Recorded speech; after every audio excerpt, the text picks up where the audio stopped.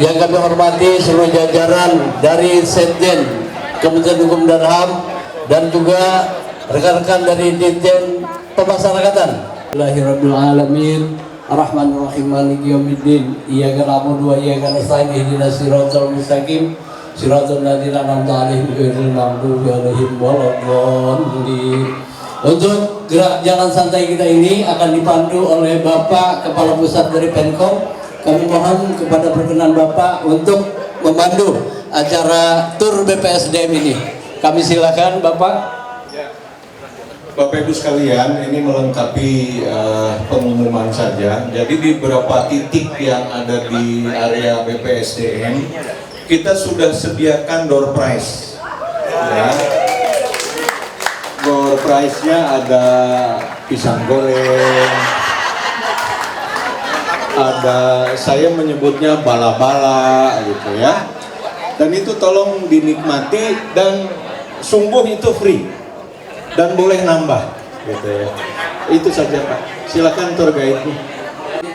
Bapak untuk memandu. Ya. Langsung jalan. Ya, bismillahirrahmanirrahim. Pemasyarakatan. Kegiatan kita adalah olahraga bersama jalan pagi start dari sini mengelilingi area sampai finish di sini kembali. Nanti akan dilanjutkan di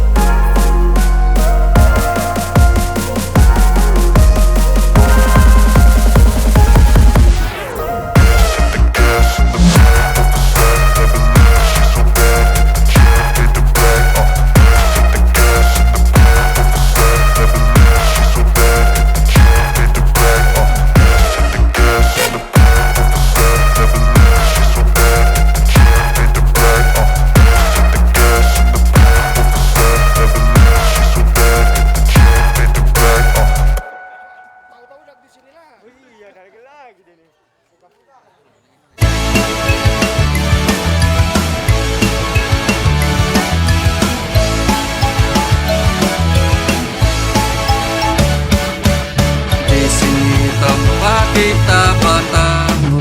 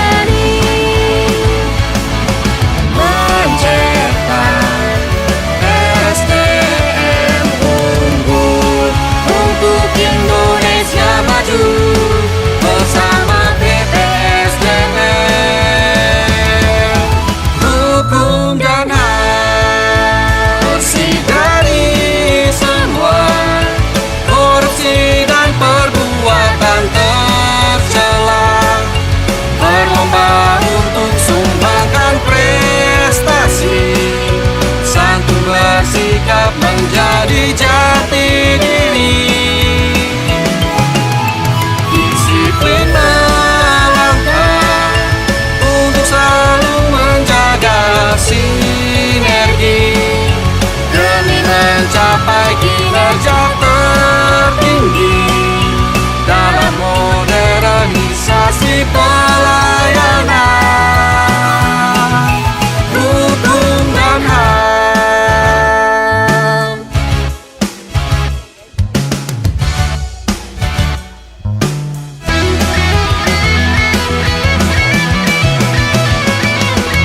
Mencetak SDM unggul untuk Indonesia maju bersama BPSDM hukum dan HAM. Bersih dari semua korupsi dan perbuatan tercela, berlomba untuk sumbangkan prestasi, santun bersikap menjadi jati diri. Disiplin melangkah untuk selalu menjaga sinergi demi mencapai kinerja tertinggi. Alhamdulillah, olahraga dapat rambutan ya Bu ya. Makasih BPSDM. Manis banget ya? Manis banget. Dan sekaligus sebagai koordinator asesor SDM aparatur di lingkungan Kementerian Hukum dan HAM. Pak Eko Budianto, Kepala Pusat Pengembangan Teknis dan Kepemimpinan, rekan-rekan seluruh pejabat administrasi, koordinator, subkoordinator, dan semua yang ada di dalam auditorium BPSDM ini.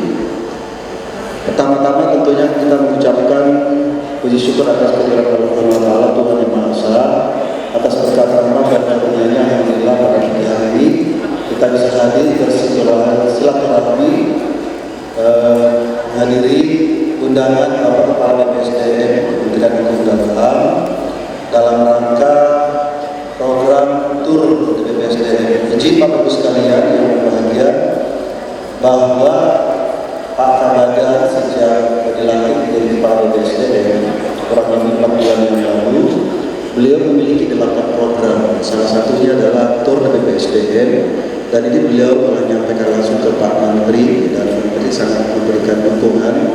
Tujuan tur di BPSDM ini adalah sebenarnya mengajak 10 unit eselon 1 untuk hadir setiap hari Jumat di BPSDM, olahraga bersama, dilanjutkan dengan diskusi atau sharing terkait dengan pelaksanaan tugas pokok fungsi BPSDM selama ini.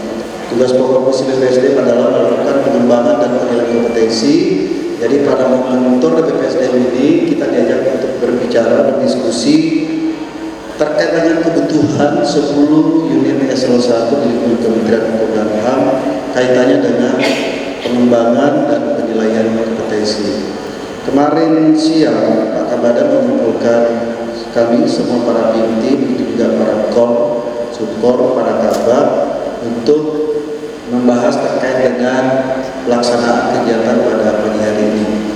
Dan perlu kami sampaikan juga Bapak Ibu sekalian bahwa tur BPSDM kali ini adalah yang terakhir, karena 9 unit eselon 1 sudah hadir, dan alhamdulillah terkait dengan data-data yang dibutuhkan oleh Pak Kabadan sudah kami terima dari ke-1 yang sudah pernah hadir. Dan besar harapan kami juga pada kesempatan pagi hari ini rekan-rekan dari unit Sekretariat Jenderal, begitu juga dari Direktorat Jenderal Pemasyarakatan bisa nanti mendengarkan paparan yang insya Allah akan disampaikan oleh Bapak Kepala Pusat Teknis dan Kepemimpinan Pak Eko Budianto terkait dengan di Jenpas itu sudah berapa orang sih yang telah mengikuti pengembangan kompetensi, sudah berapa orang yang sudah mengikuti penilaian kompetensi, ya. Terus manfaatnya tindak lanjutnya sudah dilaksanakan atau tidak. Begitu juga teman-teman dari Sekretariat Jenderal dan Pemasyarakatan, dan yang sangat dibutuhkan oleh Pak Kabada ini kaitannya dengan rencana program untuk tahun berikutnya. Kebutuhannya seperti apa yang dibutuhkan, ya, karena user lah yang lebih tahu kebutuhan terkait dengan pengembangan dan penilaian kompetensinya. Mungkin itu pengantar dari kami. Nanti Pak Kapus Tekping, Pak Eko sudah menyiapkan bahan-bahan, ya, data-data yang akan disampaikan untuk kita simak bersama-sama. Demikian Bapak sekalian, mohon maaf kalau yang tidak berkenan. Wabillahi hidayah. Assalamualaikum warahmatullahi wabarakatuh. Para hadirin yang kami hormati, selanjutnya adalah paparan nama dan jenis pelatihan dalam pengembangan kompetensi pegawai yang diselenggarakan oleh Badan Pengembangan Sumber Daya Manusia Hukum dan Hak Asasi Manusia untuk pegawai di lingkungan Sekretariat Jenderal dan Direktorat Jenderal Pemasyarakatan. Kepada Bapak Eko Budianto, disilakan. Bismillahirrahmanirrahim. Yang saya hormati senior kami, Bapak kami, Pak Koordinator Asesor Utama, Bapak Arifin. Yang saya hormati sahabat saya, Mas Kapus Penkom. Yang saya hormati tentunya tamu dari Direktorat Jenderal Pemasyarakatan. Terima kasih. Mungkin pimpinan tinggi pratamanya sedang bermain, masih ada berolahraga. Mas Deki, terima kasih hadir. Dan yang saya hormati juga tamu undangan kami dari Sekretariat Jenderal Kementerian Pendidikan, kemudian juga tentunya para pejabat struktural maupun fungsional di lingkungan BPSDM Kementerian. Assalamualaikum warahmatullahi wabarakatuh. Selamat pagi, salam sejahtera bagi kita semuanya. Kembali tidak lupa dan tidak lekang senantiasa kita panjatkan puji syukur kita kepada Allah Subhanahu wa taala, Tuhan Yang Maha Esa, di mana atas segala keluasan nikmatnya, keberkahannya, dan tentunya karunia-Nya, sehingga kita bersama pada saat ini bisa hadir dengan penuh keselamatan, kesehatan, dan kesempatan di dalam satu momen kegiatan di pagi hari ini, yaitu kegiatan sinergitas antara BPSDM dan unit eselon 1 yang lainnya, yaitu Sekretariat Jenderal dan Direktorat Jenderal Pemasyarakatan. Dan tentunya atas izin Allah, kita juga berada di sini, termasuk saya, untuk kemudian diamanahkan oleh Bapak dan menyampaikan profil dari BPSDM, kemudian juga beberapa hal terkait dengan pelaksanaan tugas pokok fungsi kami di BPSDM. Bapak Ibu sekalian, para tamu undangan, sedikit kami menyampaikan apa yang tadi sudah disampaikan oleh Pak Kapus Penkom sebagai pengantar terkait dengan kegiatan ini. Memang benar bahwa ini merupakan rangkaian kegiatan dari kegiatan yang terus berjalan hampir setiap pekannya, kegiatan tur BPSDM dengan di mana BPSDM mengundang setiap unit eselon 1 untuk bisa hadir, untuk bisa duduk bersama, coffee morning, kemudian berolahraga pagi, karena kebetulan lahan lingkungan yang ideal untuk berolahraga itu ada di BPSDM. Dan tentunya harapannya siapa tahu Bapak Ibu sekalian dari unit eselon 1 yang baik tertarik untuk kemudian pindah di BPSDM. Mau?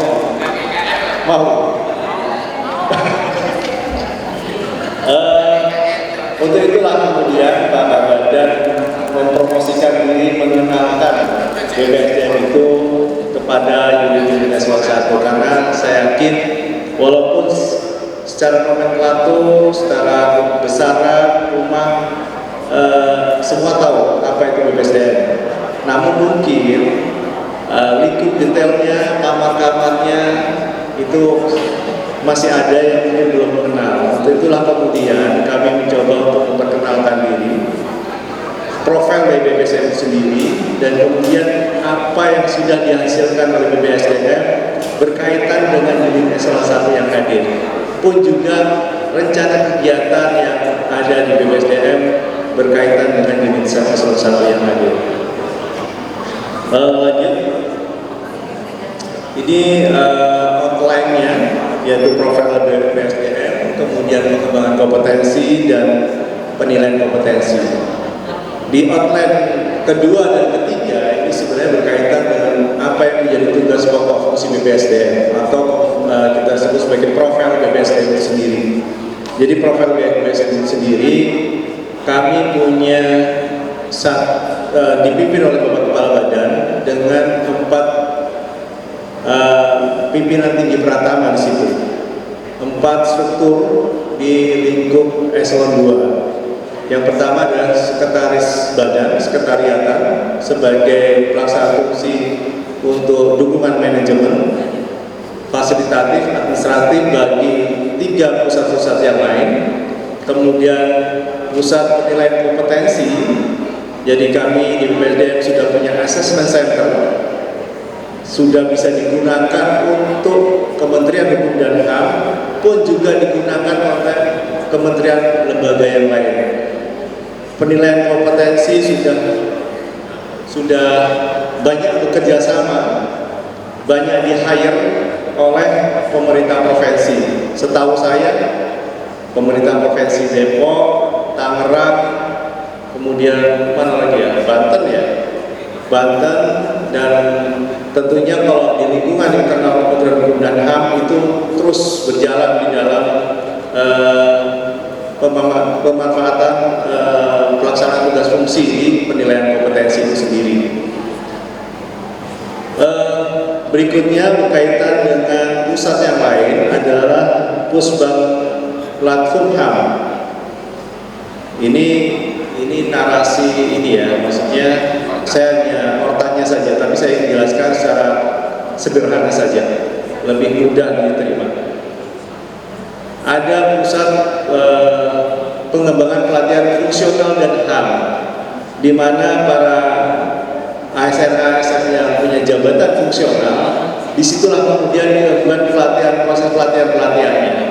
Banyak pelatihan yang nanti akan kami sajikan, apa yang dilatih, apa yang diadakan oleh Pusbang Lafuham terkait dengan pelatihan itu.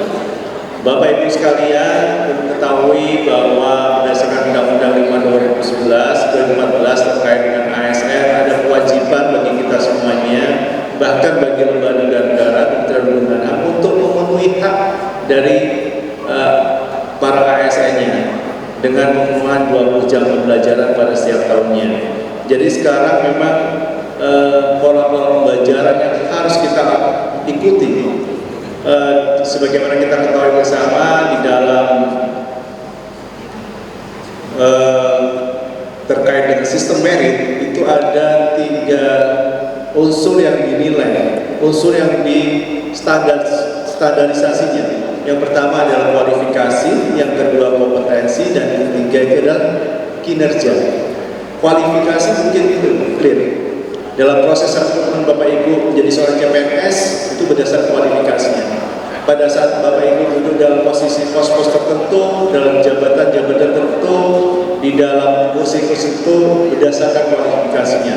Kinerja pun juga clear, karena pada mekanisme simpek ya, ada jurnal harian, ada SKP yang terus itu dinilai oleh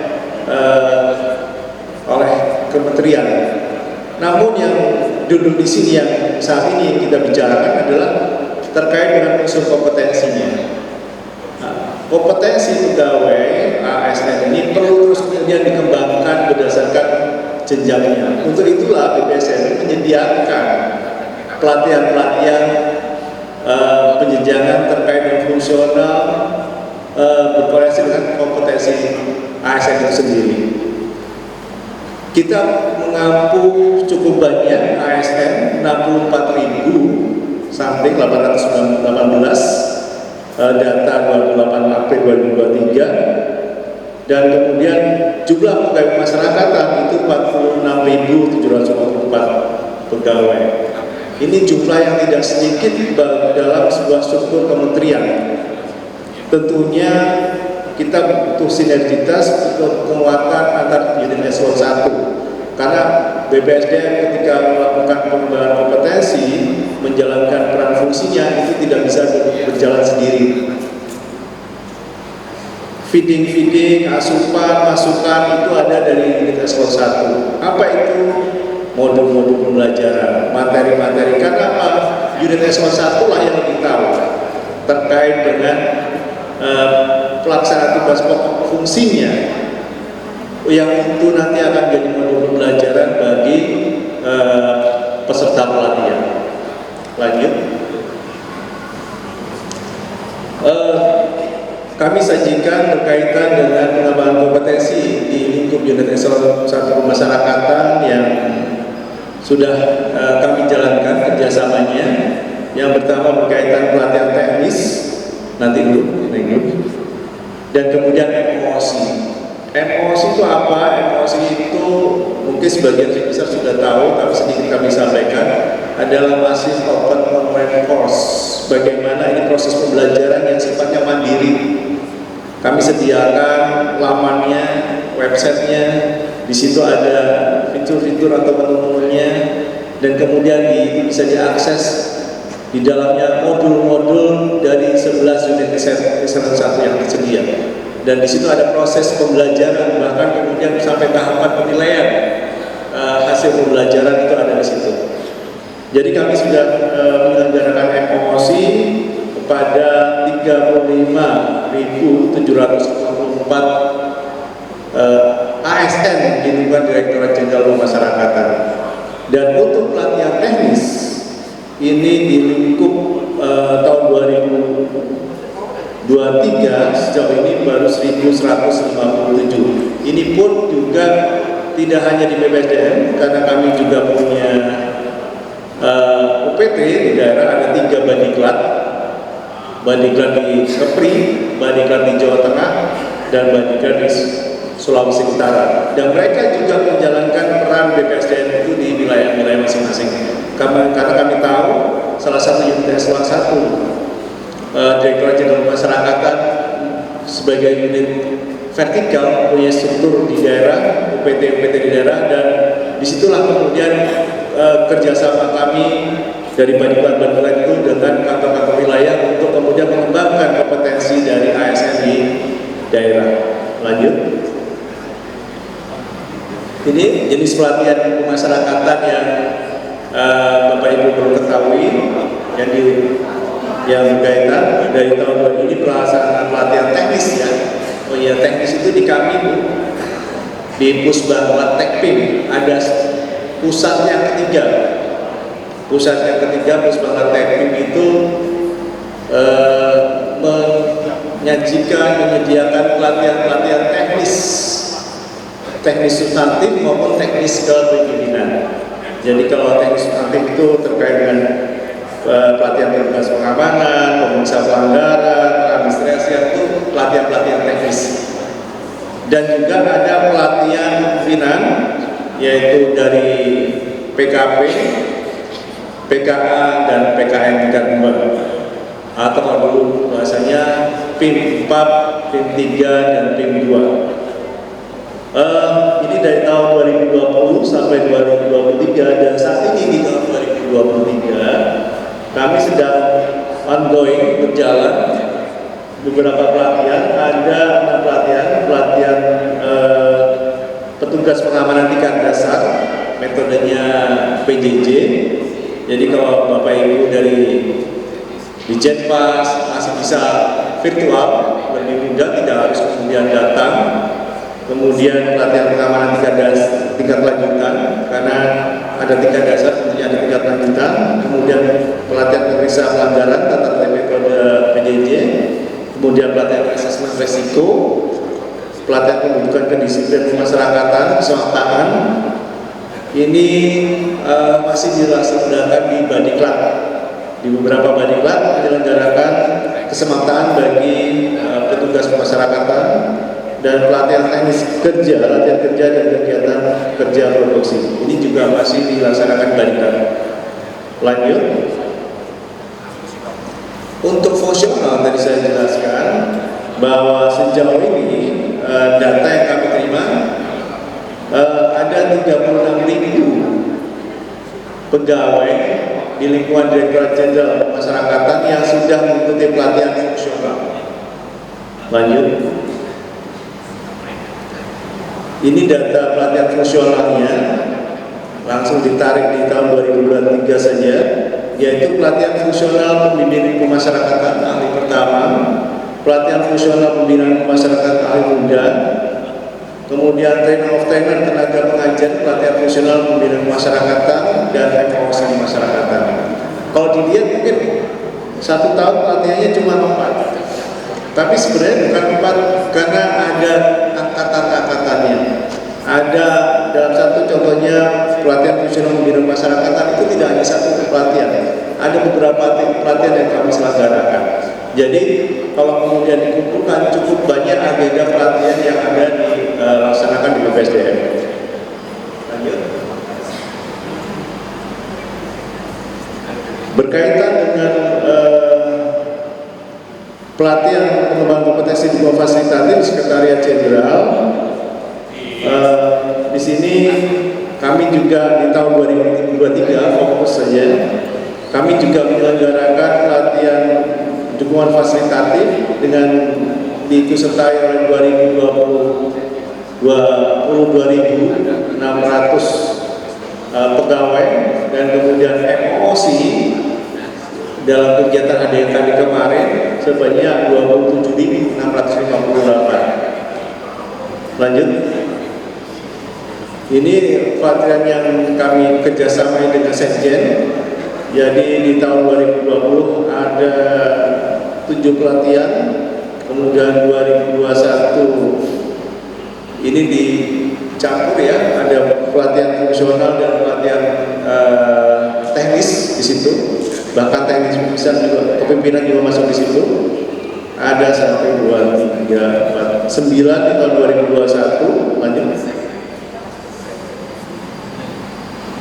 Lanjut, di tahun 2023 kita fokus, kami menyelenggarakan pelatihan administrasi perkantoran tingkat dasar dan lanjutan, metodenya juga e-learning, kemudian pelatihan pemimpinan struktural, pelatihan MTSL itu muatan teknis substansi lembaga.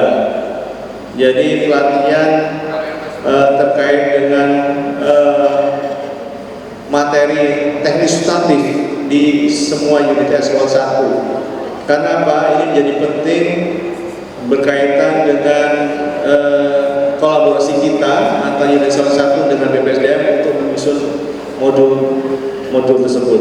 Kemudian karena ada MTSL kemasyarakatan, ada MTSL imigrasi, ada MTSL KI, di JPP sampai unit eselon 1 semua itu ada modul muatan teknis substansi lembaga.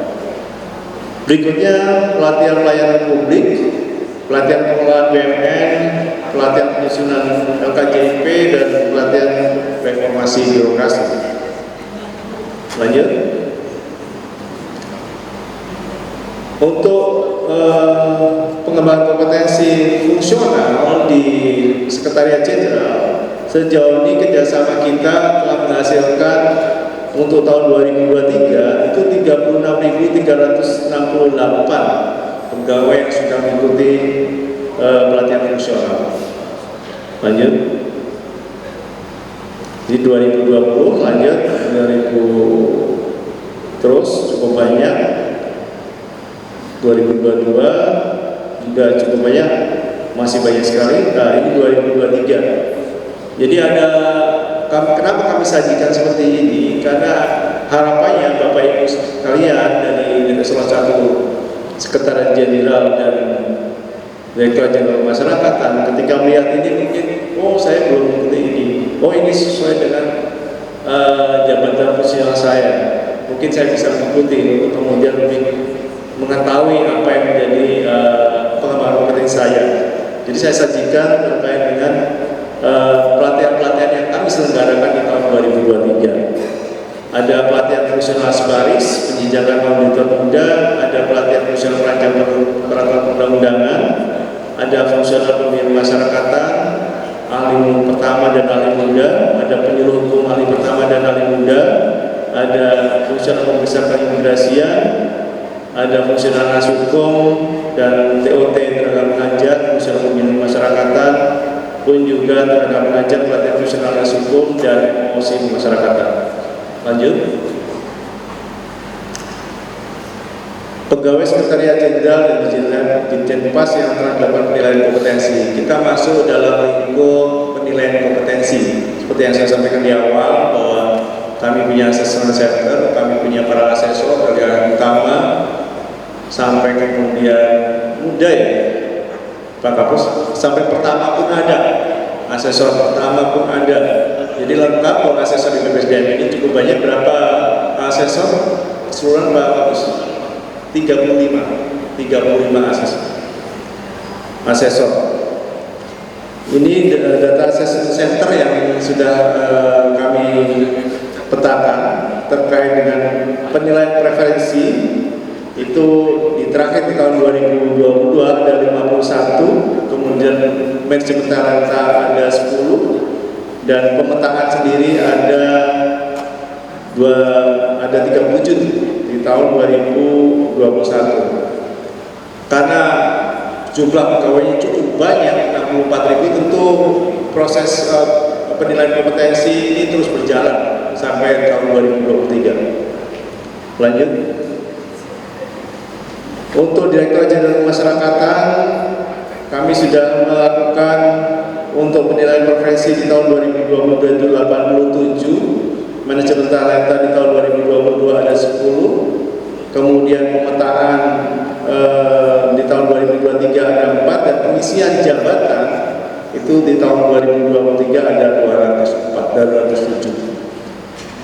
Jadi memang tadi kami sampaikan terkait dengan prasyarat untuk formasi jabatan, jenjang jabatan, tetap ada penilaian kompetensi yang harus diperoleh. Jadi bukan kemudian kita, mungkin para pelaksana, Bapak Ibu sekalian perlu mengetahui kenapa sih BPSDM bekerjasama dengan Sekretariat Jenderal sering melakukan uji kompetensi. Salah satunya adalah terkait dengan formasi-formasi jabatan tersebut. Lanjut. Dan finalnya kami mempromosikan ada laman kami, rumah belajar, yang tadi kami juga sudah jelaskan bahwa kami punya laman namanya rumah belajar.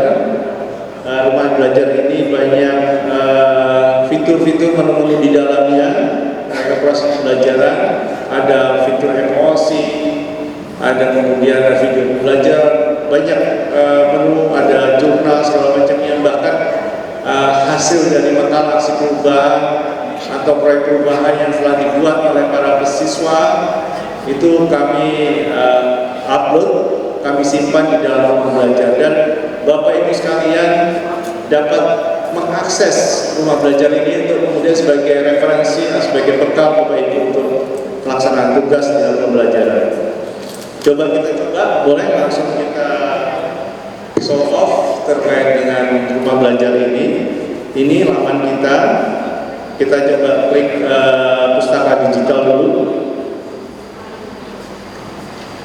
Oke, nah, di dalam pustaka digital ini ada banyak modul-modul pelatihan.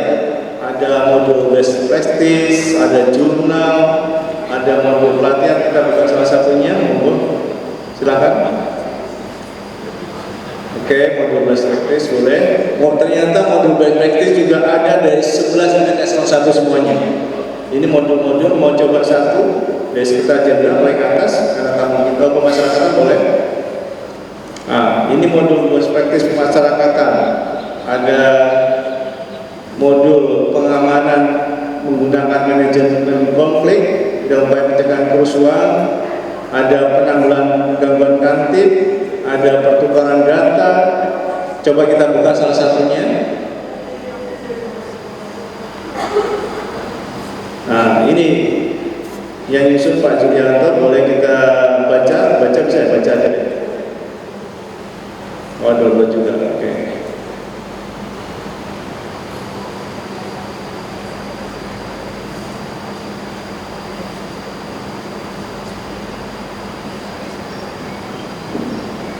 Jadi Bapak Ibu semuanya nanti ketika buka atau mengakses ini ada yang kemudian langsung terbuka, jadi intinya bisa bisa open source ya, terbuka untuk semuanya bisa mengakses. Tapi ada yang kemudian memang harus pakai login. Kita baca aja di sana. Harus mundur ya. Nah itu sudah. Pas sudah mundur itu ada di backgroundnya. Juga atau lebih setelah setiap ini salah satu contoh modul perspektif.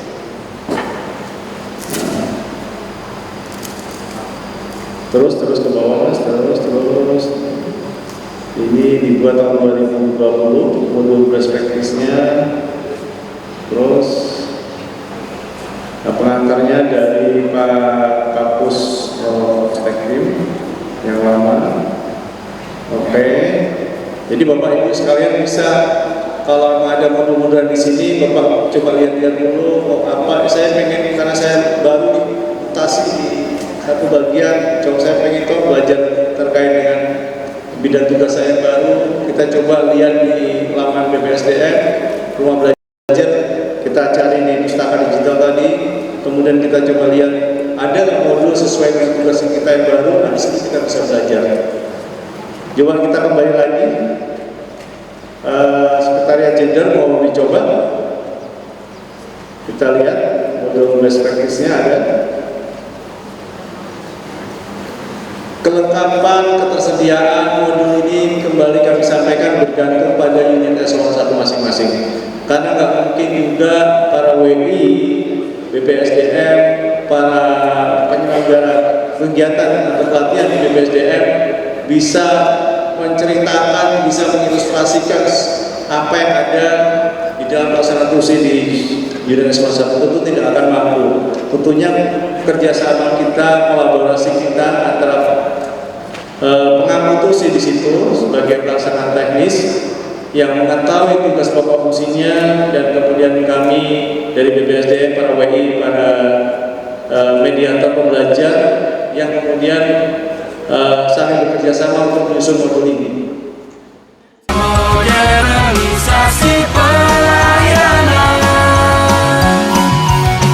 bersih dari semua korupsi dan perbuatan tercela, berlomba untuk sumbangkan prestasi, santun bersikap menjaga